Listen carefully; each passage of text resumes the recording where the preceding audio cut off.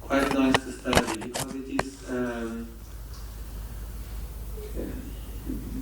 we can say that it is not possible to understand with our material intelligence. We can study it, but it is not. We learn that it's only by the grace of a pure devotee that we are able to understand it. That we are actually is more deep than understanding. It's by the grace of a pure devotee that we are able to have desire to understand it, to have some kind of pleasure, some kind of taste and desire, and by have faith on the pure devotee, faith in the Bhagavad Gita, faith on other devotees, on the devotee's attitude, on the form of the deity, faith on anything. By having a little bit of faith, then we get in contact with the devotees, we start doing activities with the devotees. So this is by the mercy of the devotees association that we are able to have this, that we are able to be here now, and somehow trying to understand what is not possible to understand. It's impossible to understand, that we know. But still, the goal is not to understand. The goal is just to render service unto Krishna. That is the goal. I'm sorry that I am not expert enough to have a current flow, but I'm trying to change topics in order to go to important stuff rather than develop one topic in order to make the best advantage of the time. So I have to look here sometimes. Sorry. Yes, one thing I think one thing that is we find it here that challenges our intelligence is that the inhabitants of Vrindavan, as Agashura demon, he was planning to kill Krishna, so all the inhabitants of Vrindavan would die. So this misconception that Krishna can be killed is there in this demon. But he is a demon, so he's not studying the science of devotional service, so he doesn't know. But the inhabitants of Vrindavan, they are pure devotees. And still, they are afraid that Krishna might live. They are afraid that Krishna might die. So, how can they be thinking like that? Because if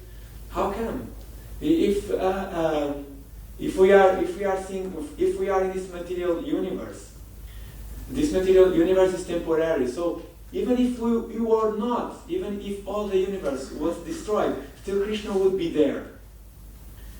So how come they are thinking that if Krishna disappears, but the rest of the universe is here, but without Krishna, Krishna is gone? It's impossible. That is impossible. And these persons, they are pure devotees of the Lord, and still they are thinking like that. So this is quite amazing. And I remember Krishna is everywhere, and they are not seeing that Krishna is everywhere. They are not seeing that. There is this verse. Maya tatam idam sarvam jagata vyaktam murtina. Krishna is everywhere, right?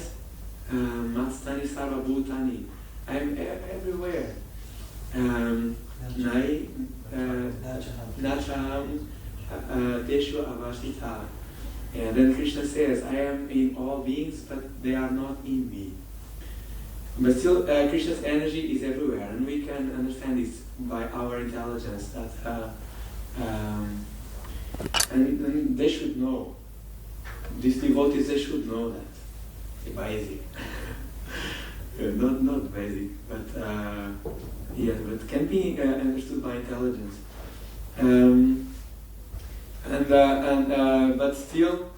But still, they need to look at Krishna. Even if they know that Krishna is there, this verse, Maya tatamidam sarvam jagat avyakta murtina. Krishna says that is by his unmanifested form, that it is everywhere.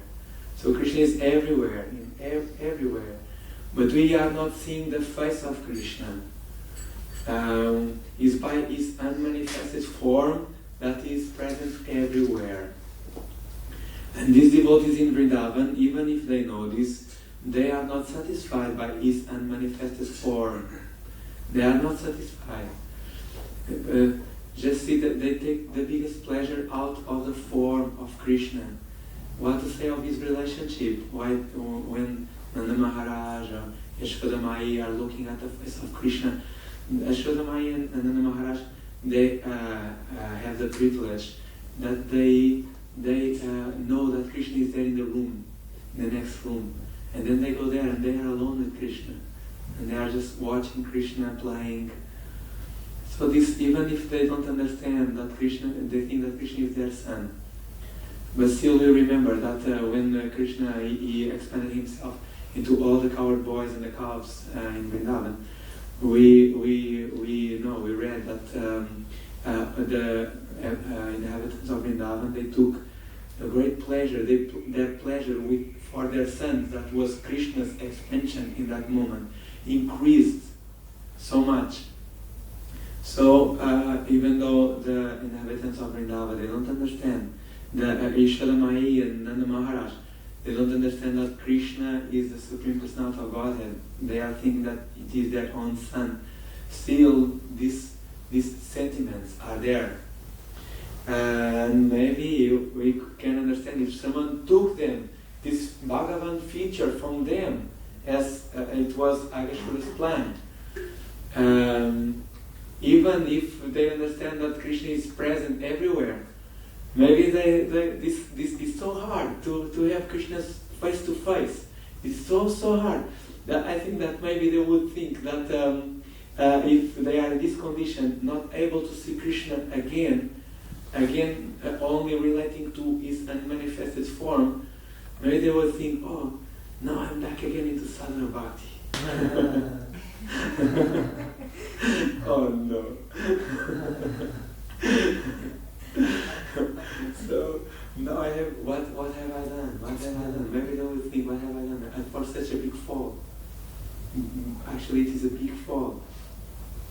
And actually, this is possible to happen when someone offends devotee. This is possible to happen. And in the process, it is describing the nectar of devotion. That when the devotee offends another devotee, it is like the moon. I don't know the word, the moon, when the moon is coming out. I don't know if it is waxing or how is it called? It's getting bigger or getting smaller? Getting smaller. Waning. Thank you. So it is compared with a waning moon, that day by day it is getting, the shining is getting smaller. And we cannot perceive it. It's day by day. It's very gradually. But it's in that track. So it is compared, in the nectar of devotion, it is compared with a waning moon, that, so it is dangerous, we cannot understand it clearly. It is not easy to understand. So just to end, this is very simple, but practical example. The devotee is not comfortable with offending other devotees. Normally, we have this very present in our minds. But still, in our days, sometimes we understand. We heard many times, oh, the modes of material nature carried me around. So